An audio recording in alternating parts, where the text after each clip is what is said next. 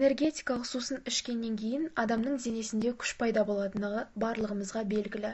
Бірақ бұл әсер қаншалықты ұзаққа созылады? Адамда алғашында шаршау басылады, денесінде күш пайда болады, қан қысымы көтеріліп, жүрек тез соға бастайды. 15 минуттан кейін назардың шоғырлану деңгейі жақсарады. Жарты сағаттан кейін ұйқышылдық басылады. Бірақ 1 сағаттан кейін бұл эффекттің әсері жоғала бастайды. Яғни адамда қайтадан шаршау белгілері мен күштің азаюы байқалады. Яғни энергетикалық сусынның қандай да бір себептермен сиқырлы эффекті жоғалады. Сергектіктің пайда болуының басты себебі глюкозаның миды нәрлендіруі. Сонымен қатар энергетиктердің тағы бір компоненті кофеин да миға өте қатты әсер етеді. Кофеин мидағы аденозиндік рецепторларды уақытша бұғаттайды, ал олар өз кезегінде мида адамның шаршағандығы мен ұйқысы келгендігі туралы реакция береді. Кофеин молекуласы аденозиннің сигнал молекуласының орнын басып алады. Әсерінен миға тежегіш импульстар өтпейді. Бұл сергектік әсері уақытша ғана.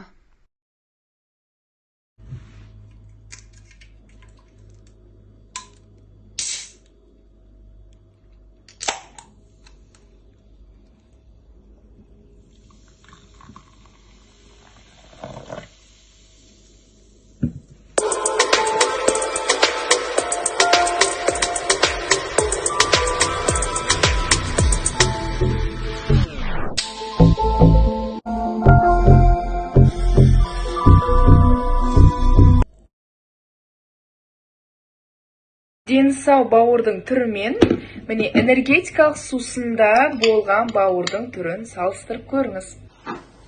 Бауырдың жасушалары құрған және де түсін өзгерткенін байқап тұрмыз. Бұл бізге циррозды тудыруы мүмкін. 100 грамм энергетикалық сусында 5 қасық қанттың болуын ұмытпауымыз керек.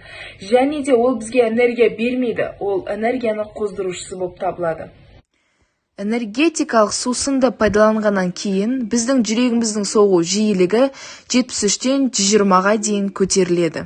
Сіз байқап көріңіз, өзіңіздің жұдырығыңызбен 1 минутта 200 мәрте жасауды.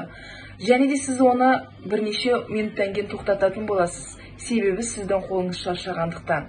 Дәл солай біздің жүрегімізбен. Жүрек қатты соққаннан кейін бірнеше минуттан кейін өзінің соғу жиілігін азайтып, қанды айдауды тоқтататын болады.